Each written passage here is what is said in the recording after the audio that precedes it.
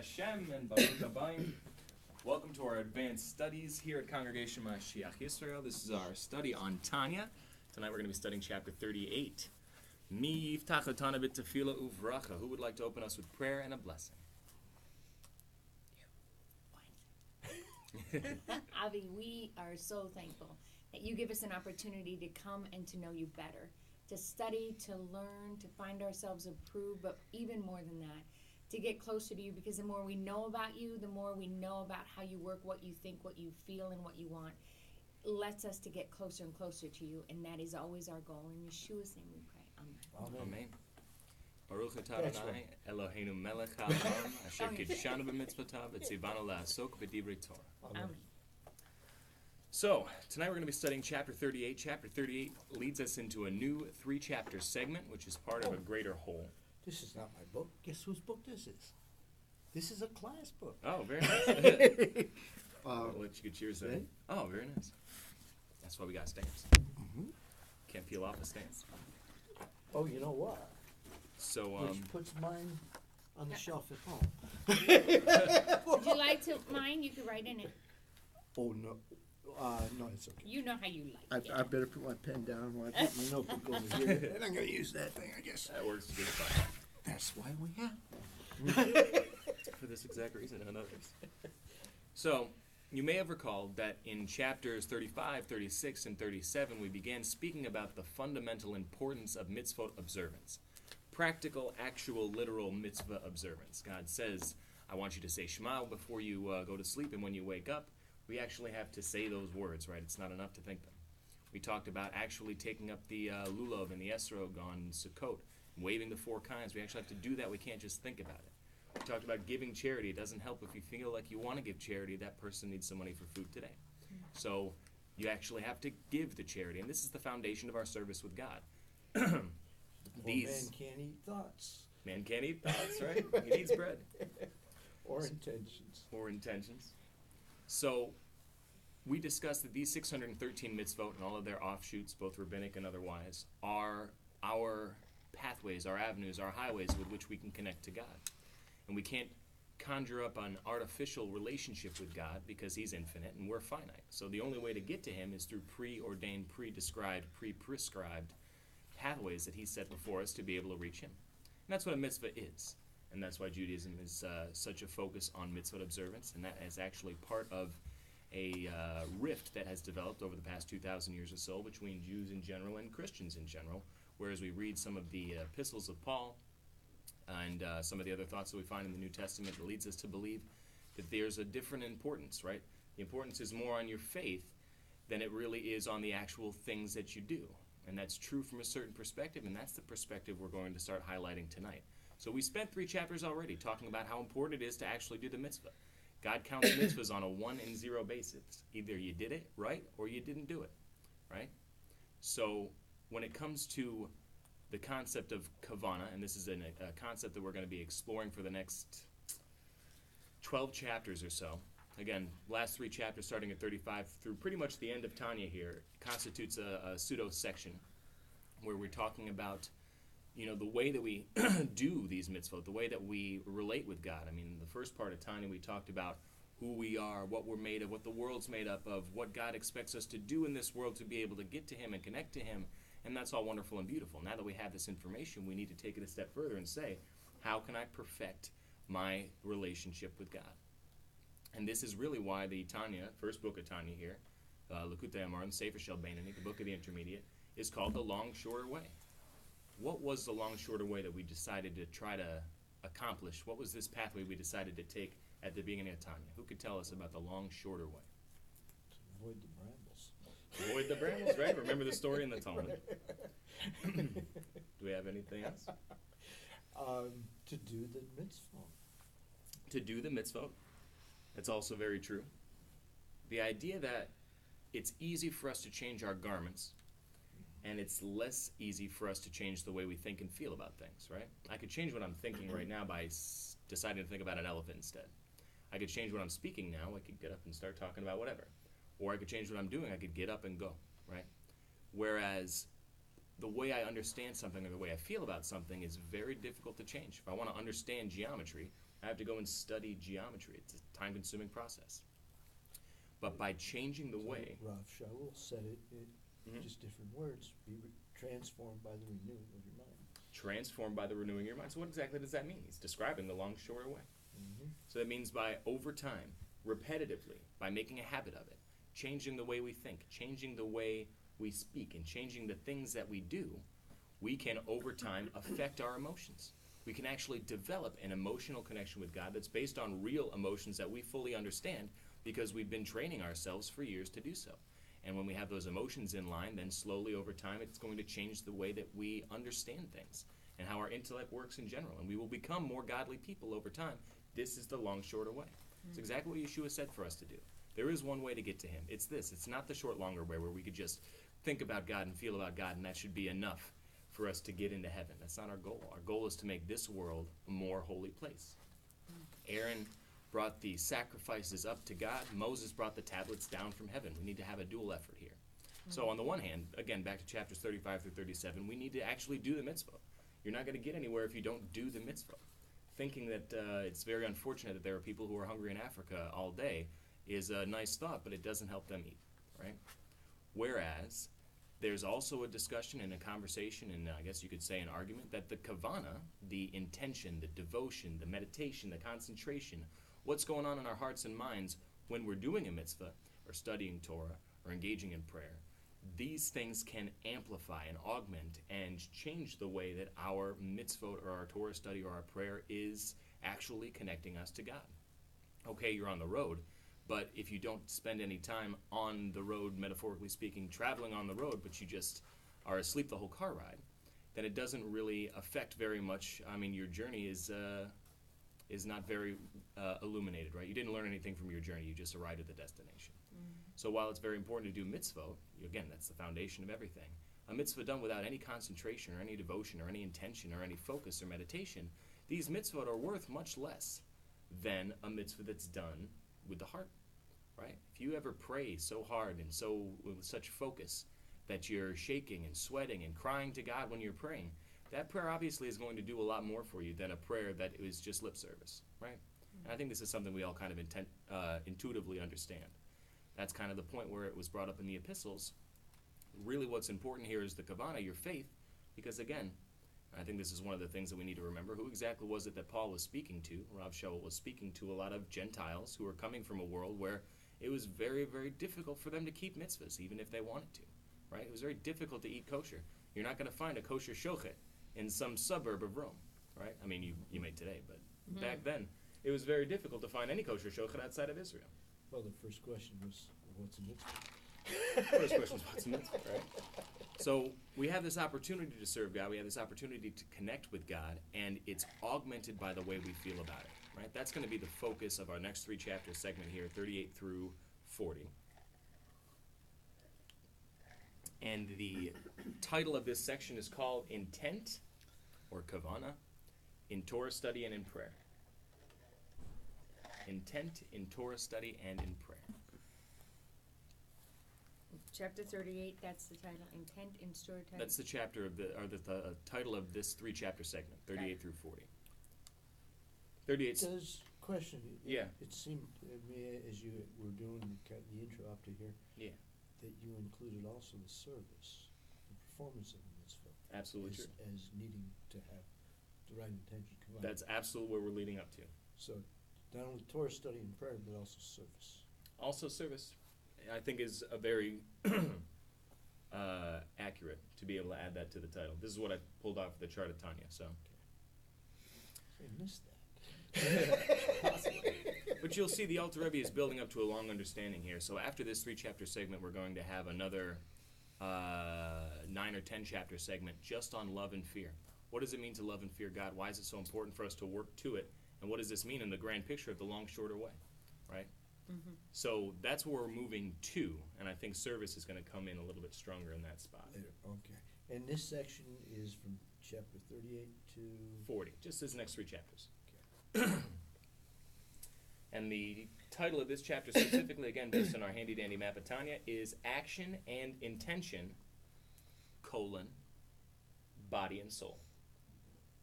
Action and intention is like body and soul. Action is to body as is intention to soul, if we're doing the SAT thing, right? SAT is a test. There's always a test. There will always be a test. Extra pens? Yes. Pens we got. Thanks. Again, action is to body as is intention to the soul. So again, implying that we need both. The true answer is both. It's not enough to do a mitzvah and not think about it at all. Yeah, you're counted as you got a chip on your shoulder, you got the mitzvah, you got a penny in the bank. But that could have been a much greater sum in your spiritual bank, if you want to use that terminology, if you had intention with it, you had kavanah with it. You gave the charity not just because I know that I have to give it, but you gave the charity specifically thinking, I'm connecting with God to this. I'm giving this man a coin. He's giving me eternal life, right? If you're having those kind of thoughts when you're giving, it's a totally different world, right? So our little short summary here. What's my reward in this? Yeah, right. So our short summary of this chapter 38, is a mitzvah performed without intent technically fulfills the precept, but it's lacking life, like a body without a soul. Again, what is life?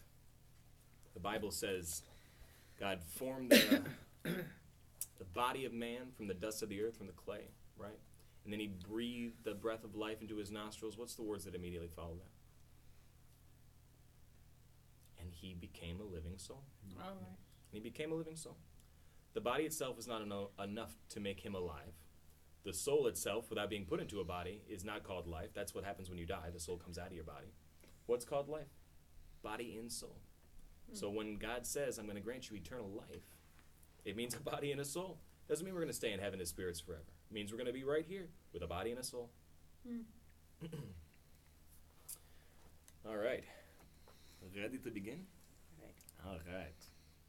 Chapter 38. In light of all that's been said above, what was said above? What was said again in chapters 35 through 37? What were we talking about?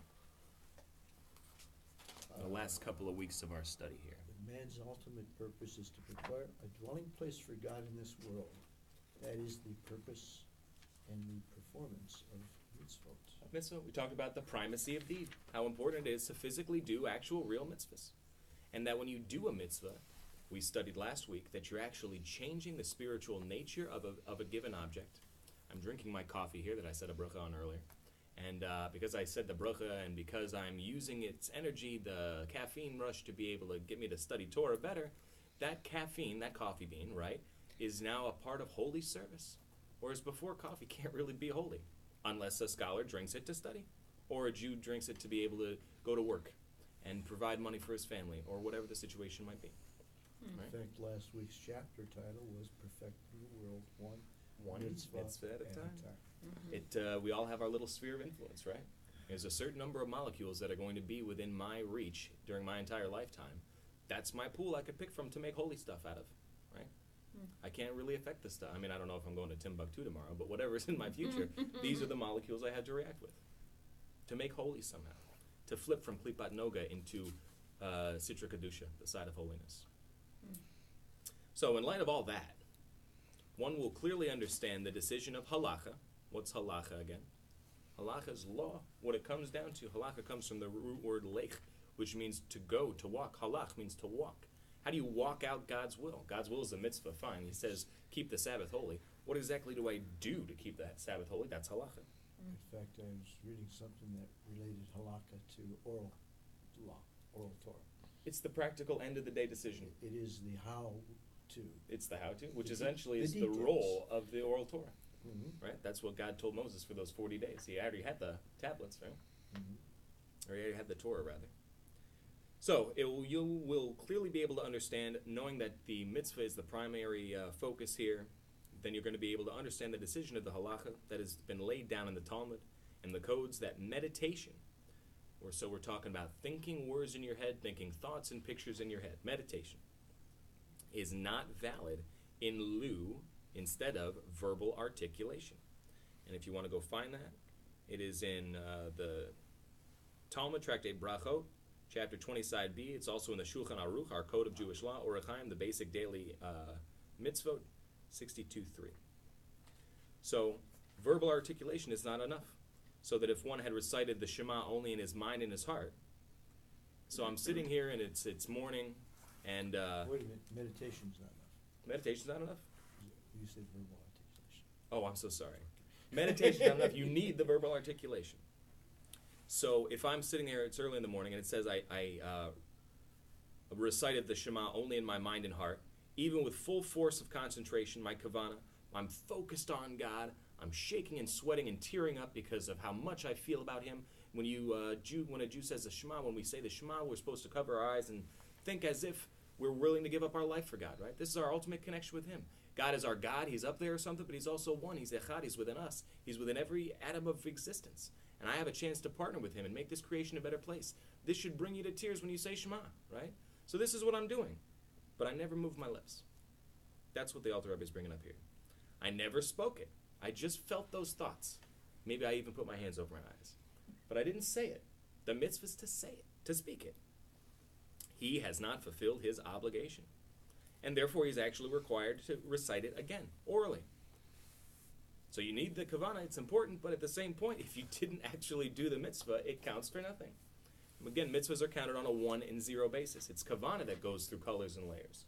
So either you did the mitzvah or you didn't. Either you did it right or it wasn't fulfilled properly. So actually, waking up and doing a few blessings and delaying my morning prayer because I know I can't articulate yet is okay. Absolutely true.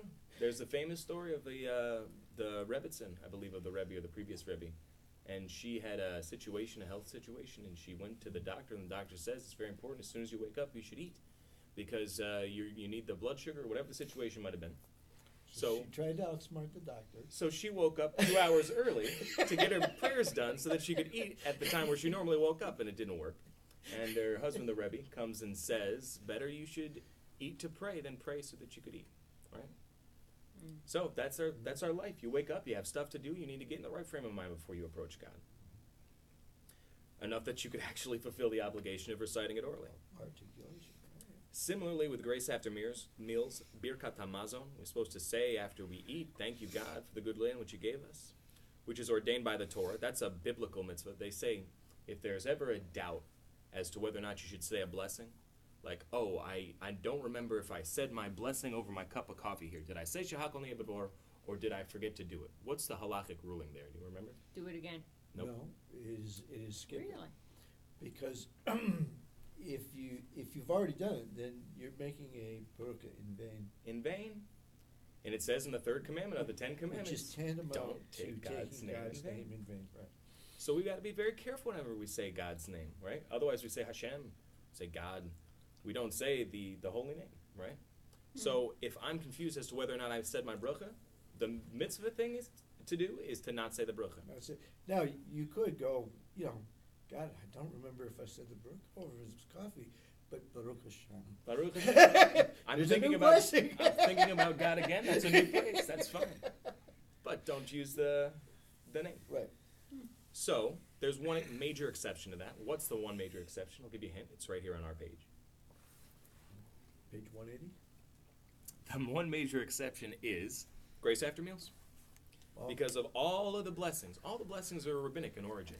The rabbi said you should make a blessing before you drink because we don't want you to get carried away with your animal side, right? We want you to be with God when you drink, whatever it is, or eat, or wash your hands, or whatever the situation is. There's brachas for everything, right? Is there a blessing for the czar? of course. So they're all rabbinic in origin. So if there's a doubt with a rabbinic commandment, you don't do it. In this case of blessings. Whereas if you're doing the grace after meals, that's a biblical bracha. That's the one blessing the Bible says that you better make.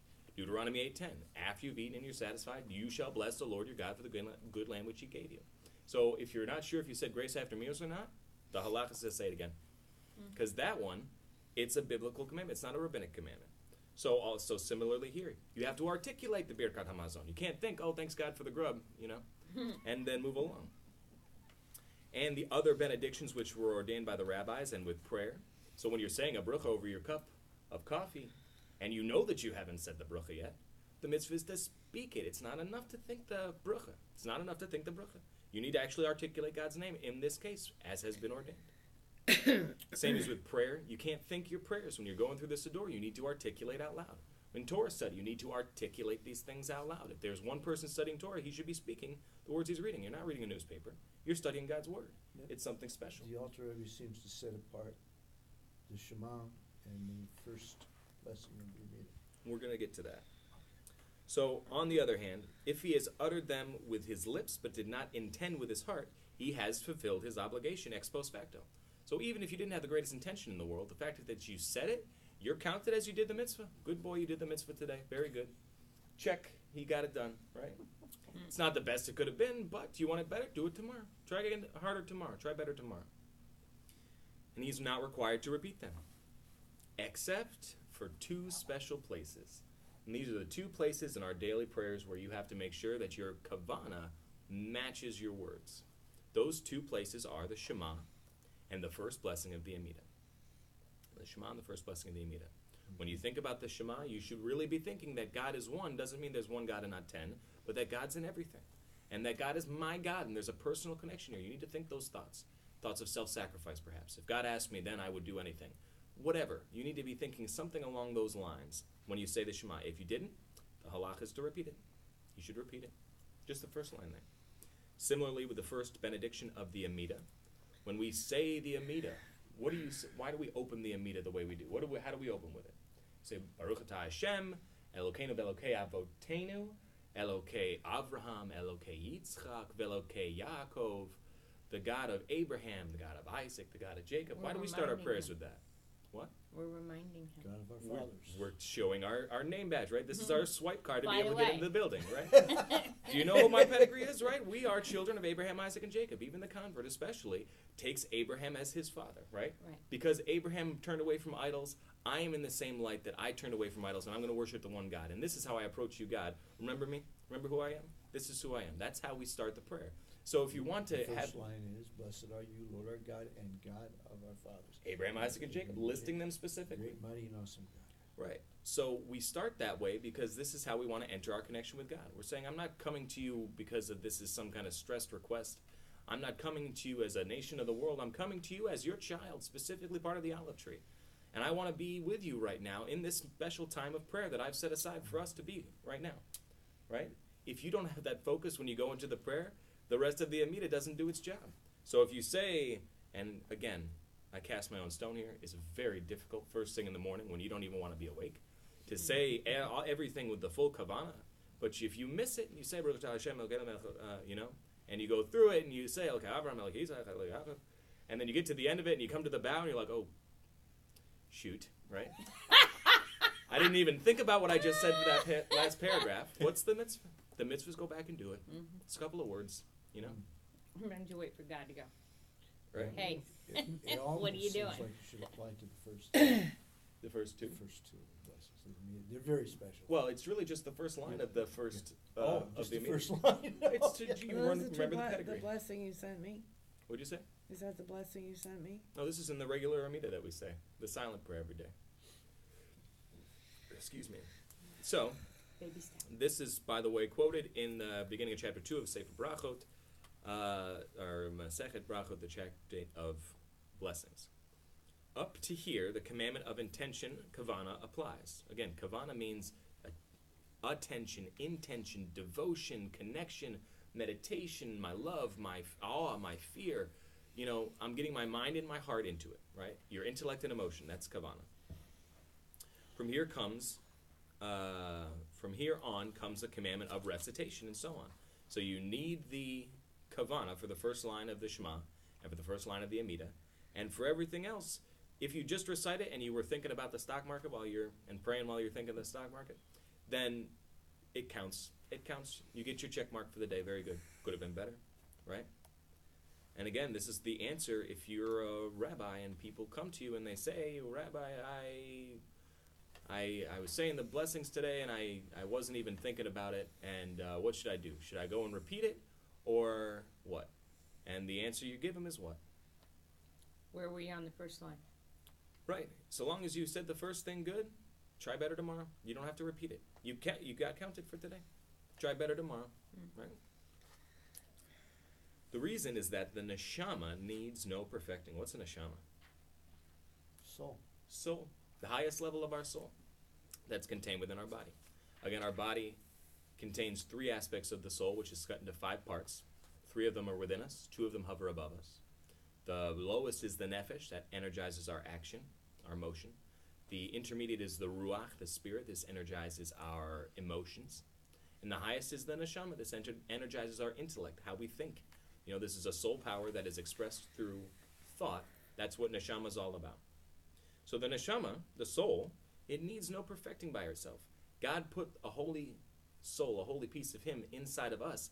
It didn't come down here to become better. It's part of God. It was put into the physical serpent-like body to elevate this physical world.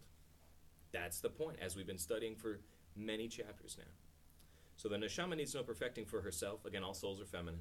By means of the commandments, but has only to draw forth the light to perfect the vivifying soul, the animal soul, the physical aspect of ourself, and the body specifically, the actual physical body, by means of the letters of this speech, which the nefesh pronounces. Again, the nefesh controls our body, our motion, right? That includes our vocal cords with which we are able to utter. So you're purifying the nefesh of the body by pronouncing these words of prayer, these words of Torah, with the aid of the 5 organs of verbal articulation. Again, those 5 organs with which we articulate are the throat, the palate, the lips, the teeth, and the tongue, right? Those are the 5 areas from which speech originates. And the 22 letters of the Hebrew alphabet, they correspond to these 5 letters. For example, boomf, boomf, the bays, the vav, the mem, and the pei, and the fei. These are all lip letters, right? Boomf. Boomf, boomf, lip letters, etc., etc. So, similarly, with the active commandments, which the nefesh performs with the aid of the other bodily organs. Again, we've learned before, that you can't, the body by itself can't move. It needs a soul, right? It needs some kind of spiritual energy that allowing it to continue to exist. That spiritual energy, the animal soul that animates our body, is absolutely not interested in mitzvot at all. It's interested in whatever it's good for him, for us, right? It's interested in food and sleep and money and power and shelter and security and all the other things that our body feels like we need. And this is the fleshy side of us, right? It's not necessarily unholy. It's klipat noga. It could go either way. It could turn into the greatest evil. Selfishness could be the greatest evil. But it's also needed for our desire for intimacy and our desire for to keep ourselves alive with food and to keep the species going and all this other stuff too. If God, the animal side of us is necessary, and everything that God makes is good. So if God made the animal side of us, it's good as well. It's our job to reveal that good and not let it to sink down into its lowest levels.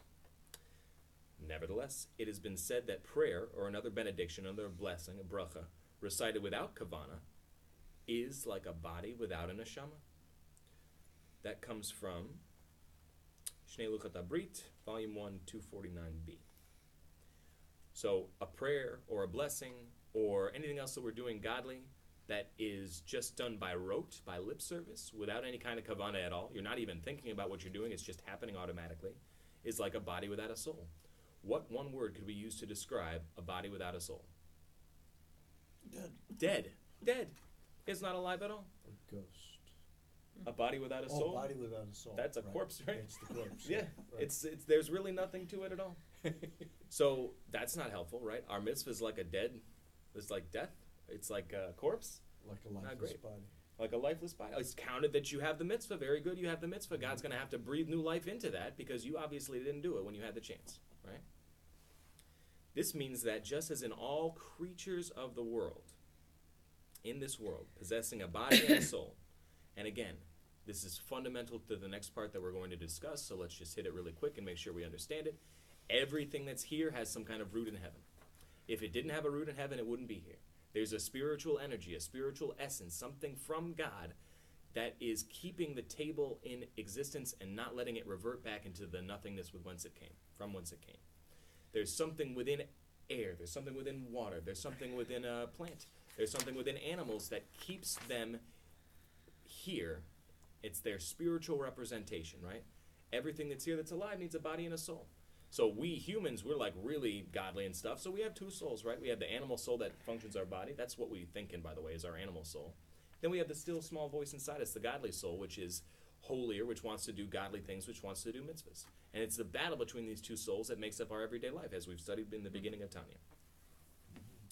So everything that's here has a spiritual energy that vivifies it. Can we understand that? We call this vivifying energy of a physical object, like a rock, for example, we call it a soul. It's nothing like our soul.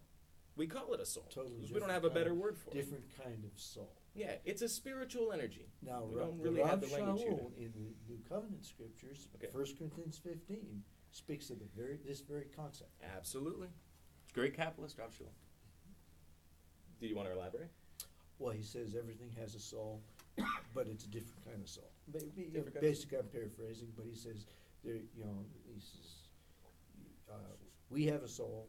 The animals have a type of soul, but it's different. It's different. And rocks have a soul, with vivifying force, but it's different. Right. He says everything has a soul. And another way that you might be able to go ahead. Finish your sentence. Another way you might be able to visualize this is the concept of God's speech animates all things, right? He said, Yehi or, let there be light, and there was light.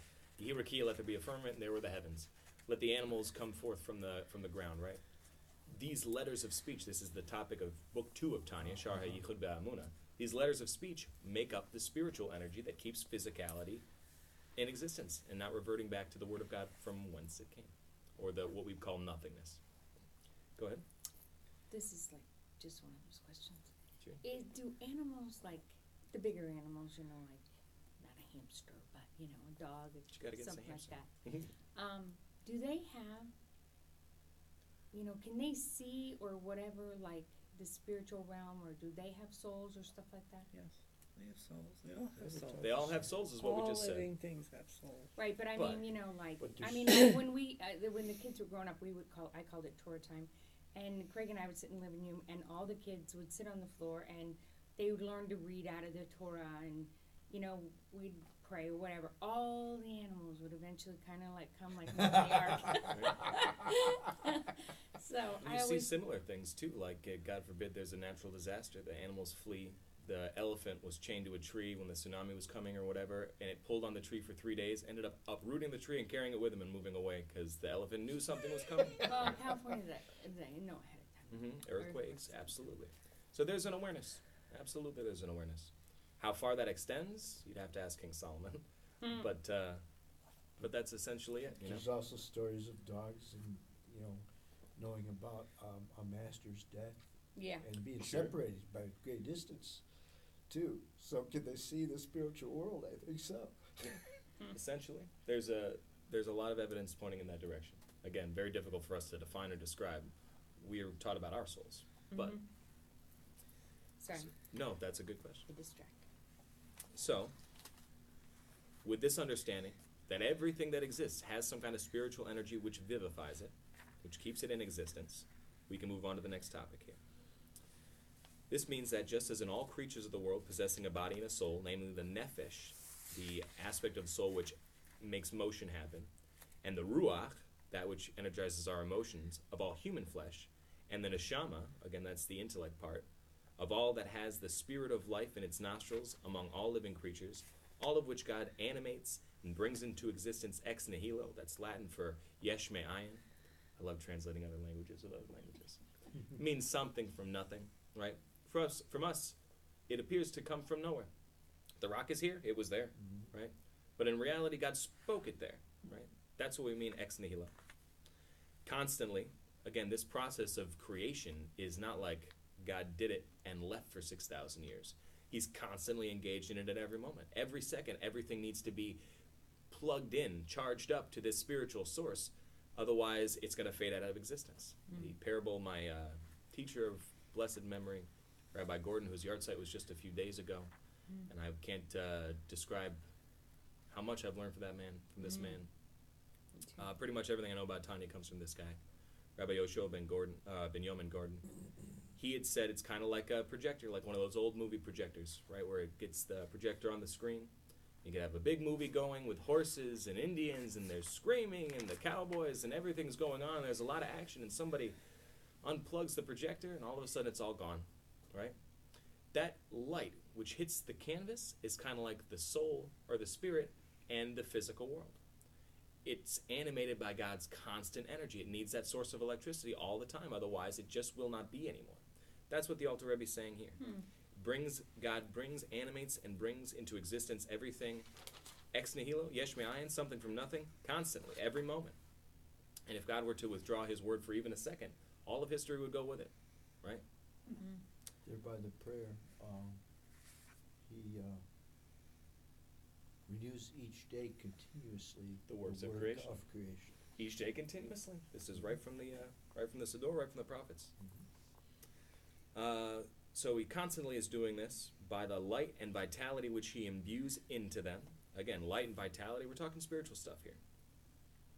For also the material body, and even the very inanimate stones and earth, have within them light and vitality, godly energy, and a life force of sorts, from him, from God Yisbarach, blessed be he, so that they do not revert to naught and nothingness as they were before. There is nevertheless no comparison or similarity whatsoever between the quality of light and vitality that illuminate in the body of a man, for example, and the quality of the light and vitality that illuminate the neshama, which is the soul of all living. So my body has godly light, otherwise it wouldn't be here, but it's nothing like my soul. My soul is a totally different world of spiritual energy, which is pretty much what we've been saying, right? The spiritual energy of a rock is worlds apart from the spiritual energy of that of a cat. So with this, I would like to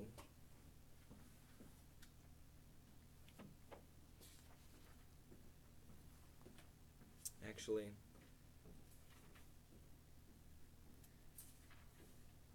why not? So why don't we take these little charts that I made for everybody. I took this from my notes. I scribbled it down and in Sharpie for you, so it's a little bit bigger. But this is a very important acronym for us to know. It's the 4 types of existence. This is called Datz Cham. Again, your copies are a little cut off. I apologize. Datz Cham should be on the top left. This is the original Datz Cham boom. Yeah? Nothing? Okay, thank you. So Datz Cham represents the 4 categories of life, as we understand it, as we know it. So we have, and if you want to maybe hold that up to the screen for a second, that would be good. Maybe our viewers could take a look and screenshot the screen here, I guess, and print this out. This could probably be helpful for understanding the rest of this chapter. I guess that's probably good. Thank you very much. So we start over here on the right. Datz Cham is an acronym for Domim, Someach, Chai, Medaber.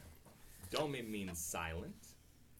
Someach means like sprouts, that which grows, vegetation. Chai means alive. We call an animal a chaya, right? Wild animals are chayos. Like you might have heard your bubby say, don't be a wilde chayas, right? Don't be a wild animal. And then over here on the left, on my left, your right, we have medaber. Medaber comes from the root word daber, which means to speak. The speaker. The speaker is the human, right? So we have the inanimate world, stuff like rocks and water. The vegetative world, things like grass and trees. The animal world, things like bugs and cows and dogs, right? And the humans. These are the 4 different categories of revelation of godly energy as it comes from a spiritual place. So we're going to kind of come back to this again and again, but these correspond to the 4 letters of God's name, coming from the human down, Yud and Hey and Vav and Hey. And it also represents, coming from the bottom up, our mitzvahs. So the domim is like our physical mitzvahs that we do. The tzomeach, that which grows, sprouts, develops new understanding, that's our verbal mitzvahs we do. Stuff like Torah study and prayer can change us as a person more easily than something like, more standard mitzvahs that you don't recognize. Action-oriented mitzvahs. Chai, the animal, represents our instinctual kavana. This is the natural hidden love and fear of God that we discussed so prevalently in chapters, 18 through 25. The hidden love that calls us to Take the bullet. take the bullet if God wants us to. When the end of the day we realize we're connected to God and I don't want to be away from Him, no matter what. And we could waken that up to help us to not just, God forbid, sacrifice our lives, but put on our tefillin or our tzitzis or whatever it is that we're supposed to do. And then the highest level here, as far as kavana is concerned, is the human, right? And this is intellectual love and awe, a real contemplative, meditative development of a real emotion. And I understand why I love God. I understand why I'm in awe of God, and it's an awesome, wonderful experience. This is the highest level when it comes to kavana. So again, we have physical mitzvahs, verbal mitzvahs like Shema and prayer and Torah study, basic kavana, the fact that we're here and we're doing this, even if we don't understand it, basic kavana. And then the highest level kavana, that which we develop through meditation, through thought and contemplation on the greatness of God. So again, I think this might be helpful for us moving forward. Maybe keep that handy. This was the 4 levels Of existence, I guess you could say. That's come. The silent, the vegetable, the vegetable, the animal, and the human. This gets cut off on the top. That's calm. That's calm. That's calm, yeah. What's arugula? So arugula can serve God too. If the human eats it in praise, right? So, all right. So again, this is a good preface. Maybe keep it handy. The rest of this chapter is talking about this chart, which again I developed from Rabbi Gordon's words as he was explaining the words of the Alter Rebbe. To be sure, and we're here on the portion of the 3rd of Nisan here. Again, we're doing this out of order for us to be able to more deeply delve into various sections here, but this is the second paragraph on the right side of 182. To be sure, in both there is an identical light. The fact that there is a vivifying spiritual energy that vivifies my body, and the fact that I have a soul, it's like literally a parcel, a piece, a princess of God. The fact of the matter is they're both energized by God. It's both light. It's the same thing, right? God is one. God is echad. So how could you say that it's different?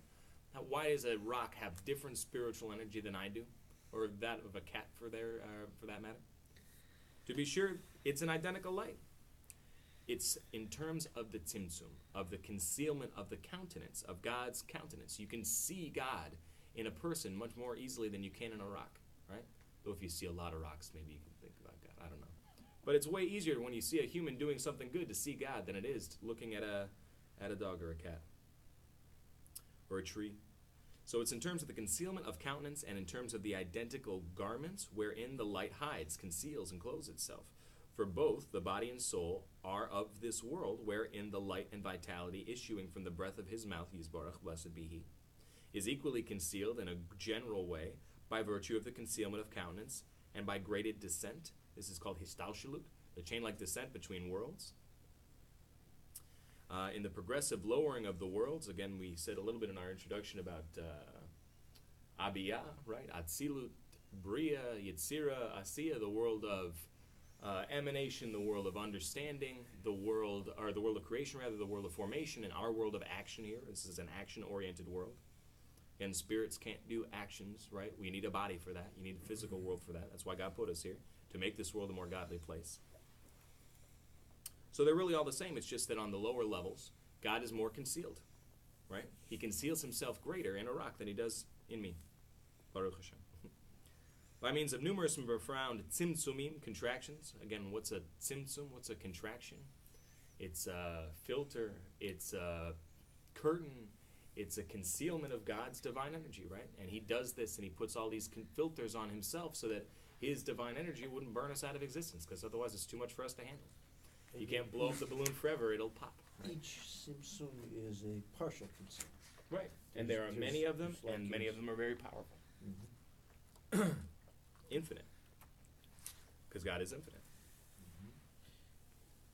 And it's this process of tzimtzumim by which God was able to create a physical world. That's exactly right. That's the next line. Is it? Yep. Oh, wow. I didn't read ahead. So God has his light. It's issuing forth from him, atzilut, emanation, and he filters it, and he conceals it, and he contracts it, and he screens it, and he puts it through a pinhole, and then he puts more curtains in front of the pinhole until it gets to klipat noga. Again, we talked about 3 different categories of what is, of spiritual existence as far as our relationship with God is concerned. There's the holy, and there's the stuff that's mundane or unholy, right? And that's broken up into 3 categories, which is Sitra Kedusha, the side of holiness. Anything that's a mitzvah is holy, right? There's the Klipat Noga, which is the everyday stuff we do, sleeping, eating, working out, driving the car, going to work. Kind of neutral stuff. It could be elevated, could be denigrated, depends on what we do with it. Money is klipot noga stuff. And then there's a shalosh klipot hatameo, the 3 impure husks and shells, the 3 impure klipot, which are sin, right? This is from where, like, for example, a pig comes from the 3 impure husks and shells, right? That's why we shouldn't be engaging with it, because we can't elevate it from there, because it's in the, like, you can't use an eggshell, right? We can't really utilize an eggshell. We need to get that off and get the stuff that's inside. Actually, the Ukrainians have this artsy process where they do utilize the eggshell. To eat? No, to make a pretty little empty shell. All right, It's so for painting. art it's good, right? For sustenance, maybe not as good. So, again, to use that kind of thing, you have to transform it, right? So, God has holiness, everything in God's face. It's all holy, holy, holy, up until it's screened and filtered till it comes mundane and even profane, right? So all the way down to Klipat Noga, in order to animate the totality of this material world, and again, that's what we've been talking about the whole time, the spiritual energy of this world, and what we talked about in the last 3 chapters was elevating that energy, connecting to it, extracting it, and turning it into something holy, whereas before it was mundane. That is, all things which are permissible and clean in this world, and from it and through it, all things that are impure receive their sustenance, right? Impurity doesn't have energy of its own. It comes from God's energy, which it suckles from Klipat Noga. When good, natural, normal, regular people engage in impure, not-so-fantastic activity, we give energy to the drug culture. We give energy to the crime culture when we take our holiness and we engage in these areas, right? For it is the mediating agent, as it were, as has been explained above. Again, we've discussed all this above. Nevertheless, the illumination, the flow of vitality wherewith God illuminates and animates by way of this garment, is not the same for all of them in the manner of contraction and expansion. So it's the same godly energy in the stone that animates my soul. It's just in the stone it's more concealed, and in me it's more revealed. That's what we're saying. Pretty straightforward. For in the corporeal body and in the actual inanimate and the actually inanimate object, like stones, the Alter Rebbe, or the Rebbe, the Alter Rebbe, Rabbi Menachem and Schneur, son of blessed memory, didn't like this word inanimate. Domim is the word in Hebrew, silent, right?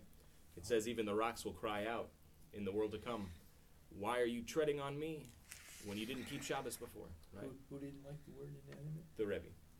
The Alter Rebbe? No, the most recent Rebbe. Oh, I got you. Okay. Domim, it means silent, right? That which doesn't speak, doesn't look like it grows. We just spoke about It has a life force. different kind of right. vitality it has. Very different, though.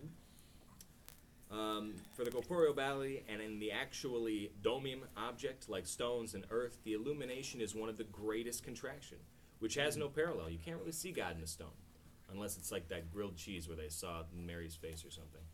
Maybe not. Remember that? No, I don't. All right. Never mind. So, it has no parallel. Well, the vitality is so minute as to not even have the power of vegetation, right? Rocks don't really grow. They conform over time, but they wear away over time. It's not like a plant which grows. In plants, the illumination is not so greatly contracted, right? So we're moving down the our chart here. We were in the silent world. Now we're in the vegetative world. The vegetative world here. In plants, the illumination is not so greatly contracted. You could see over time a plant grows, and you say, Baruch Hashem, there's a lot to be imagery of the seed and the plant and the growing of that and the faith and the rain, and there's a whole relationship that we can develop with God based off plants. Speak to farmers or people who have gardens. You can see a lot of godliness in plants, more so than a stone, right? You take the stones out of the garden. In general, all things are subdivided into 4 grades, and this is what we said before. Datz Cham is domim, someach, chai, medaber. The mineral, or the silent, the vegetable, that which grows, the animal, that which moves, and man, the one who speaks, that which speaks. And these is corresponding to the 4 letters of the name Havaya. Havaya is the Yud and the Hey and the Vav and the Hey purposefully mispronounced because we don't ever want to say that name unless we are in the Holy of or coming out of the Holy of Holies, right? So this is the Yud and the Hey. On Yom Kippur specifically. We never say this name, so we mispronounce it purposefully by saying Havaya or Havaya. So this is the 4 letters of God's name. The Yud is the Medaber, the speaker. The Hey is the Chai, the animal. The Vav is the Tzomeach, the vegetative. And the last Hey is the Domim, the silent, the mineral. It's also out of the Siddur, even expressing it in the letters. We conceal them instead of Yud Hey. We say Yud Ke Vav Ke. Yud Ke Vav Ke, right? We don't even say it when we're saying the letters, right? But usually I think you can if you separate it with some words like and. Oh. But yes, exactly right. And that's where they receive their influence from. Again, all spiritual, all that exists comes from God speaking it into existence. So which part of God speaking, when it says the Yud and the Hey and the Vav and the Hey, these all have separate energies by which things like rocks and water, vegetables, animals, and us are vitalized through this spiritual energy, through God's name. Oh, you have the letters above. Yeah, I put it there, yeah. Mm-hmm. Not bad, eh? And just as the illumination and flow of the vitality in the inanimate and the vegetable have... Vegetable, I did it again. Vegetable. Bear no comparison. It was clear what you were saying. Vegetable. So, in the rocks and the water and the arugula, they bear no comparison or parallel in the illumination, the flow of vitality, which is clothed in animals and man. It's a total worlds apart. You can't say a plant is alive when you look at a dog running around and jumping and catching a ball, right? The plant doesn't look alive then. You have to understand and realize that tomorrow it'll be bigger or smaller, and that's how you could tell it's alive. But it doesn't look alive, not like a dog or a cat, right? Can't even compare them. And the same, so also it is with man. But he's cutting it up into 2 categories here, the Yud and the Hey, and then following the Vav and the Hey. So this is animals and man are really worlds apart from the silent world and vegetation.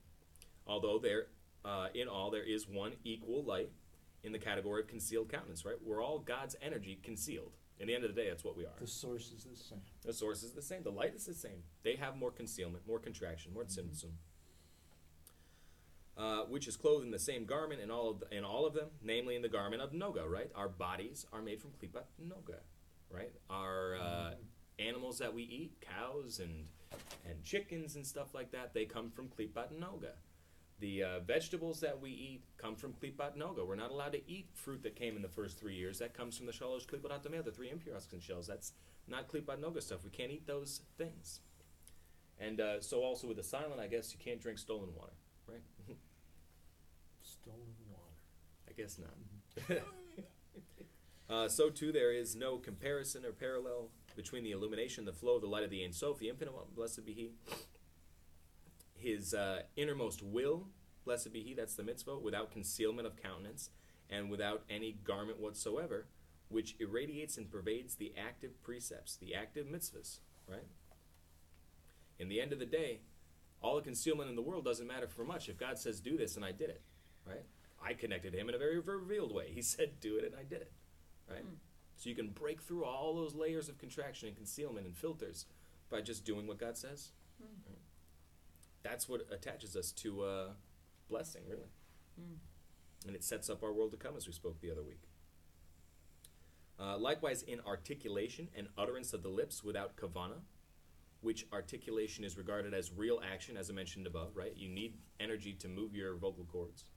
By comparison with the illumination and the flow of the light of the Ein Sof Yisbarach, which irradiates and pervades the kavana of the active precepts that a person intends, while engaged in performing them, to cleave to God, blessed be He, through fulfillment of His will, inasmuch as He and His will are one and the same. So again, this is the basis of kavana here.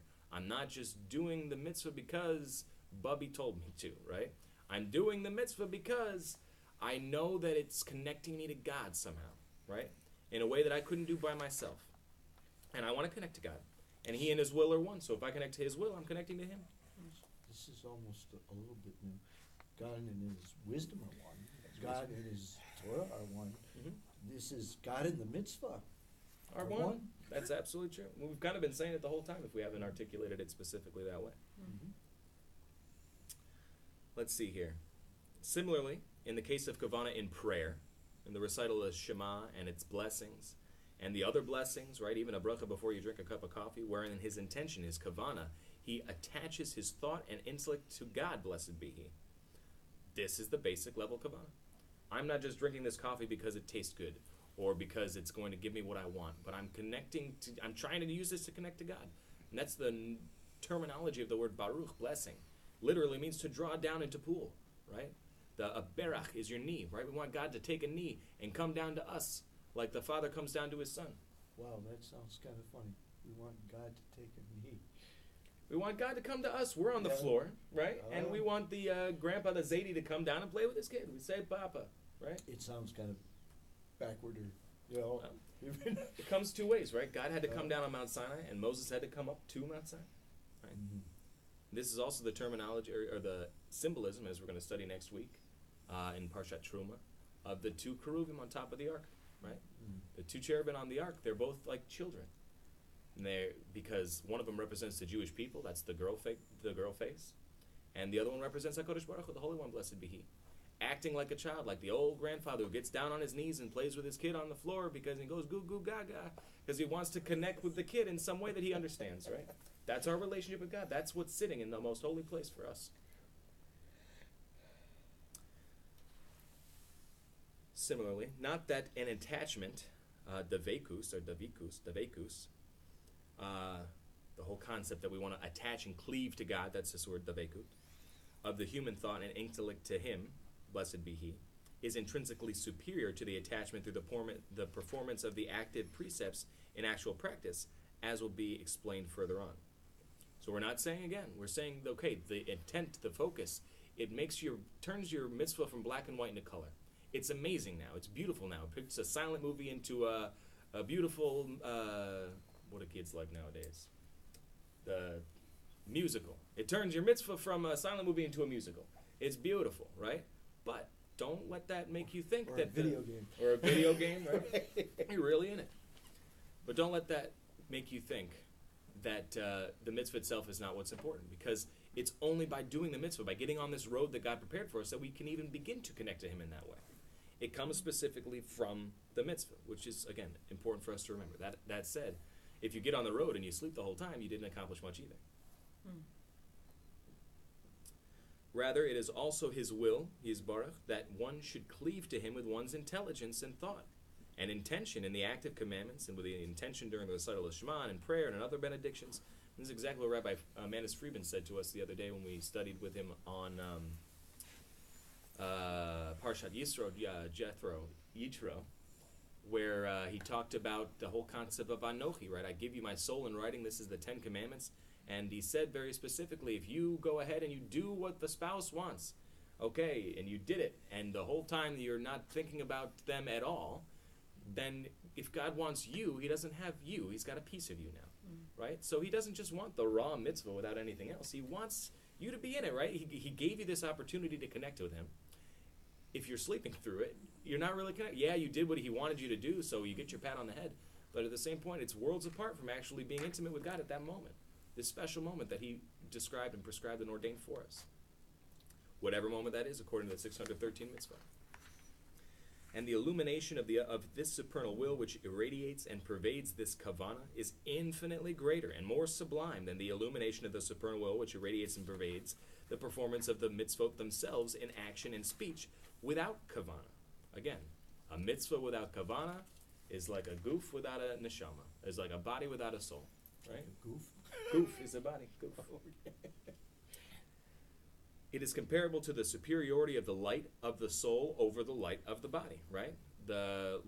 Our soul is godly, so much so that the Alter Rebbe says, "Chelik Elokam mamish." It's literally a piece of God. You could see the soul if you could see a soul, and it looks like God. It looks like the Sphira, right? It looks like God. Whereas the body, yeah, but less so, right? The body, not so much. Maybe. The body is the vessel. Because the body, where are we here? It's comparable to the spirit or the light of the soul, which is vessel and garb for the soul, right? The body holds the soul, and that's exactly the same terminology and imagery when we have concerning a mitzvah and kavana. As the body of the commandment itself is like a vessel and a garb for its kavana. So again, the mitzvah is like the body, the kavana is like the soul. And you really need both if you want your mitzvah to be alive and well for you, right? And now we have a note. Oh, no, we don't. Yes, we do. No, we don't. That's a good thought there. Good statement. good metaphor, illustration. The body of the commandment itself is just a vessel of guard for the Kavanah. That's exactly right. So, again, doing God's will, this is like the body. Our intent when we fulfill God's will, this is like the soul. Okay? And although in both of them, in the commandment and in its kavanah, in the body and in the soul, there is the same will, which is perfectly simple, without any change or multiplicity, chas v'sholem, God forbid, which is united with his essence and being, Yisbarach, blessed be he, in a perfect unity. Nevertheless, the illumination is not the same in respect of the contraction and the extension. So what did we just say there? It's the light that's the same in both of them. The body of the mitzvah and the kavanah, it's the same light. It's just that the kavanah makes it feel like it's more revealed, and the mitzvah is like less easy for us to connect to God with that. You know, when I'm shaking a palm branch, I don't necessarily feel automatically connected to God, but when I think about what that represents and the different things that are coming at me all year, these different things are going to be coming at me from every direction. Thanks. So if you think about the kavanah when you're waving the lulav and the esrog, and you think that there's things that are coming at me from every direction, and my emotions are going in every direction, and I'm bringing that all back to center in my connection with godliness, that feels a lot more godly than the actual mitzvah. And again, I think this is one of those places where you could see a rift between Christianity and Judaism. When we see the concept that in a lot of different sects of Christianity today, the focus is primarily and solely on what? Kavanah. How do you feel about it, right? You don't have to actually do the mitzvah. You just need to make sure your faith is in the right place, right? Which is important. And Judaism, in very many sectors, it's the opposite, right? Where they say, it's the mitzvah that needs to get done. Make sure you get the mitzvah done. So who's right? Both. They're both right. They're both right. A mitzvah without kavanah is like a body without a soul. If you want a soul to be a living soul like Adam, it needs to be together. It needs to be together. So they're both right. Like the story of the rabbi, right? And the two litigants come to him, and the one guy says, this guy, you have no idea. And he tells the whole story, and the rabbi says, you're right, you're absolutely right. And then the other guy comes and he says, how could he say that? This is a totally opposite story. And the rabbi says, you know what, you're right, you're absolutely right. And then his wife comes to him, and Rebbitzin, the wife, comes and says, how could they both be right? They said two opposite things. And the rabbi says, you know what, my dear wife, you're right, you're absolutely right. You're also right. It's from a point of perspective. And we talked about this last week in the concept of charity versus Torah study. They're both the most important mitzvah. From which perspective? They're both right. They're both right. So we need both in our service for God. It's not enough to be a Jew without a soul, right? Without any kind of spirituality. You don't even feel it. It's not enough to be a Christian without